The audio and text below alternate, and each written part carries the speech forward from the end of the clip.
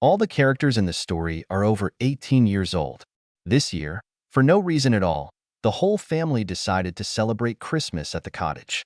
Well, as the whole family decided, the father decided. I've heard enough from my friends. Nature, silence, beauty, freedom. Do what you want. No neighbors will be outraged. Again, no one bothers himself. To be honest, I didn't want to go. It's clear that boredom is mortal. I'd rather stay with my friends. But can you argue with your father? Mom didn't show much joy either, but her father, stubborn as hell, persuaded her. And he doesn't care that, unlike those of his friends, our cottage is not in a normal village, but in an old country cooperative, where almost all dilapidated summer huts in which no one lives in winter. The road is not clean there, and electric wires were stolen 2 years ago, and since then electricity has been and there is no settlement. In general, I felt that nothing good would come of this venture. So the three of us will sit at the table. No walk for you, no TV, no computer. Despite my quiet displeasure, we were there by lunchtime the next day. My mood soured on the way, when my father's car was constantly stuck in the snow. Then he would take up a shovel, and then I would push the car out of the snow captivity. Nevertheless, we got there after spending 2.5 hours instead of the usual summer hour. Unlike most of the surrounding houses, our house was still nothing.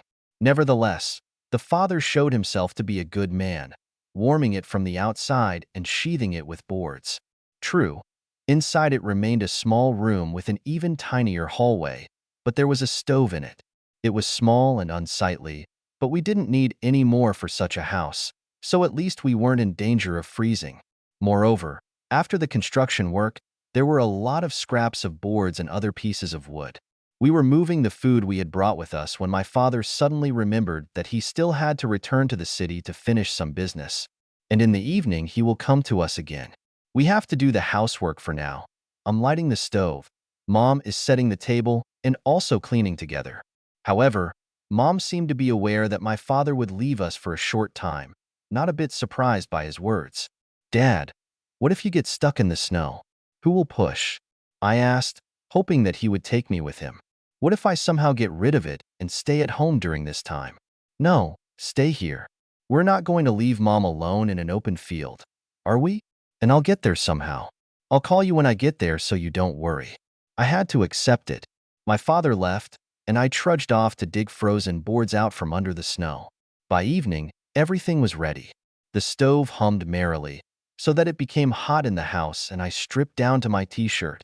The table is set. Mom changed into a beautiful dress, about 15 centimeters long above the knee. In general, Mom looked quite provocative, especially when she turned around sharply and the wide bottom of the dress flew up.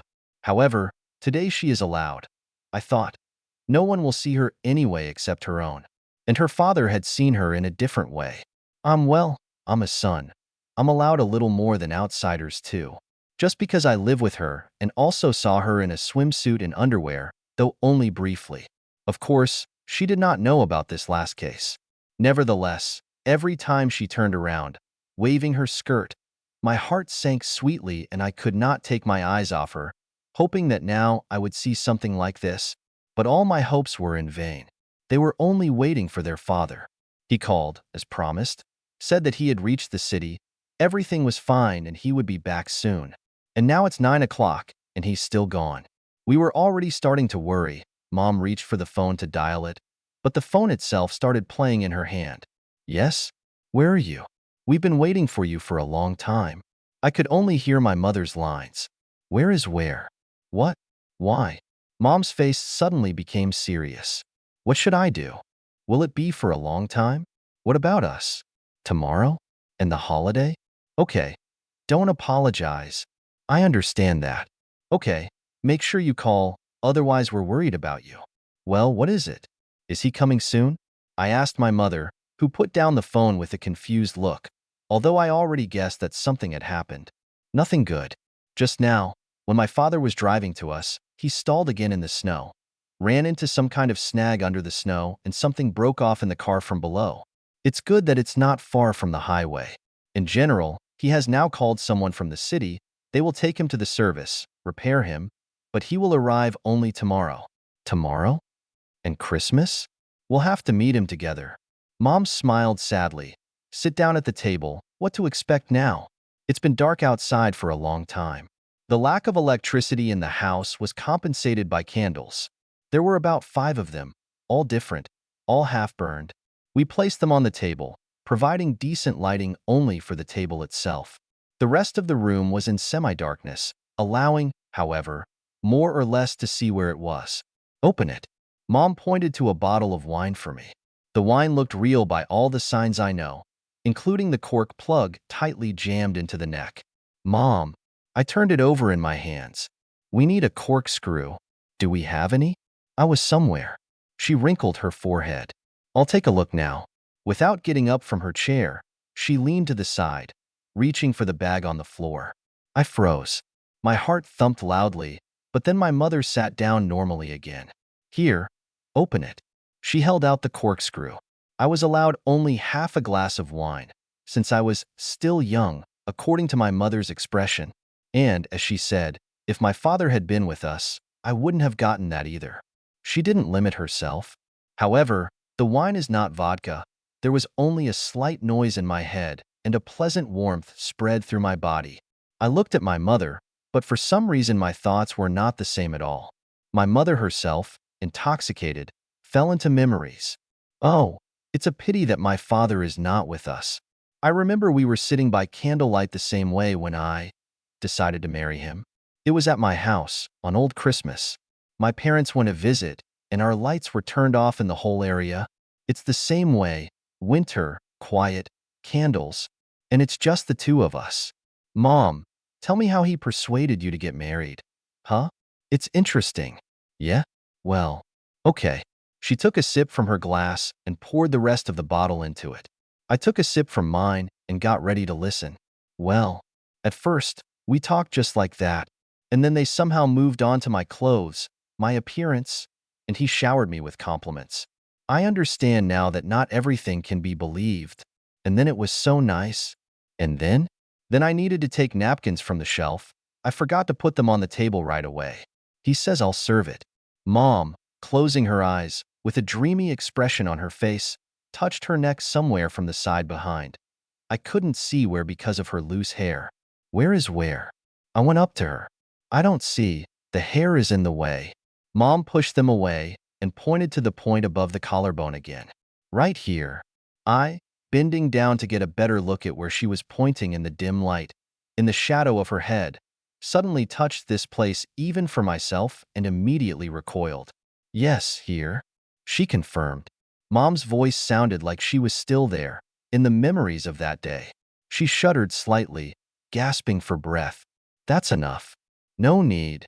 I reluctantly pulled away from her, staying close to her. Mom, what's next? Next? Farther. She was definitely debating whether to talk.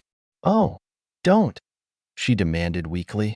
I, not feeling the hardness in her voice, continued, noticing how my mother's head tilted back, giving me access. There's more, I heard. That's enough. Mom gathered her strength and gently pulled my head away. You're doing it just like your father. I even felt dizzy. Like back then. Mom, if you like it, then let me do it again. No, it's not worth it. All right, then tell me more. Have you decided to repeat everything that I'm telling you? No. Yes.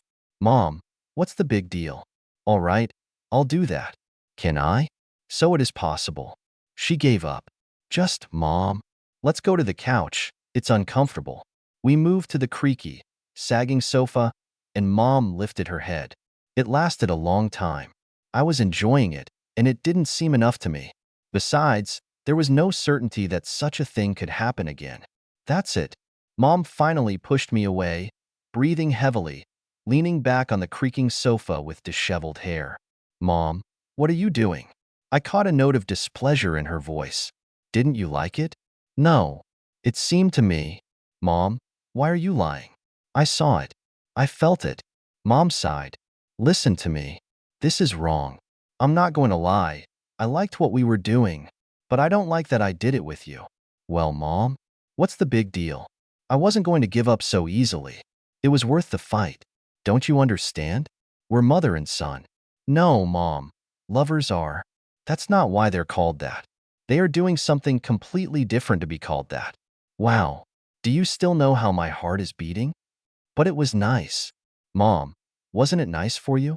Well, it was. But nothing happened from that, did it? Aren't we still mother and son? That's enough. And anyway, it's time to go to bed. Let's go to bed. And clean the table? Wash the dishes. I've heated a whole bucket of water over there. We'll wash it tomorrow. I'm tired. Initially, it was assumed that I would sleep on a cot brought from home, and my father and mother would sleep on the couch. But since there are only two of us left, I managed to persuade my mother not to touch the cot, since we will fit perfectly on the couch together. She agreed almost immediately. She was also not happy about messing with another bed. I laid out the sofa, and while my mother was sorting out the bed linen, I went outside to the toilet. It was pitch dark over the village, and the silence was unusual for a city dweller. Having done my business, I was approaching the porch when, scaring me, a firework whizzed up nearby, scattering red sparks in the sky with a roar. Then another and another. And besides us, someone came here to celebrate.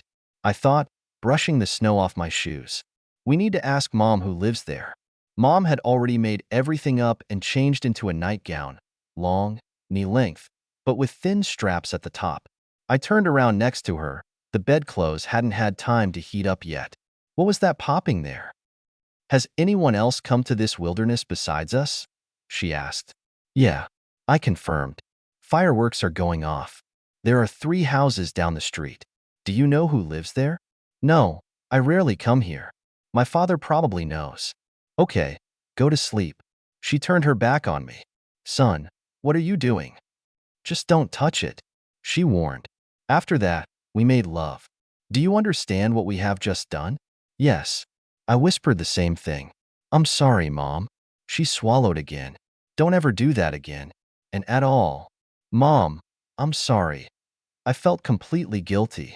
No, that's enough for today. My ear caught on the word today. Is that her figure of speech? Or, exceeding my wildest expectations, she really hints that today is not allowed, but tomorrow. While I was thinking about it, Mom got up and turned away from me, washed her face and called me. Go wash up, or you'll get the whole bed dirty. I put some wood in the stove to keep warm at night. Mom made the bed anyway, and we finally went to bed. I woke up in the morning when she got up a long time ago and was cooking breakfast. Today she dressed as if for departure. A warm sweater, a long wool skirt, tights, and boots. When she saw that I had opened my eyes, she confirmed. Get up. We'll be going home soon. My father has already called. Go have breakfast. I jumped up, quickly pulling on my clothes. It was cool in the house. Mom put a plate in front of me, sat down opposite me, and watched me eat with a slight smile. Taking the empty plate, Mom began to wash it. I went up to her. Maybe you shouldn't? What is it? She asked softly. Don't, she said. My father will be here soon. Hurry up, Mom demanded. He's here. The gate opened and my father stepped into the yard. When he saw his mother's face in the frost-covered window, he smiled, waved to her, and headed for the porch. My mother did not have time to get dressed. My father's footsteps sounded already in the hallway. Well, finally, she met her father. As well as I could. He spread his hands. Well, have you been here long enough? I'm looking out the window. Are you waiting for me? Do you miss me? Did you even celebrate Christmas? Noted. Then get ready. Let's go home. Yes, everything has already been collected. Mom pointed to the bags by the door. There's only the dishes left to fold after breakfast. Well, put it together, said the father, and I'll take these to the car for now. Son, remember, she said in a sibilant whisper, we won't do this anymore. My heart almost broke when I heard footsteps in the hallway. Okay, Mom, we won't do that. We'll only be there when Dad's not here, right? And without giving her a chance to answer, he hugged her, with one eye squinting out the window at his father walking towards the house.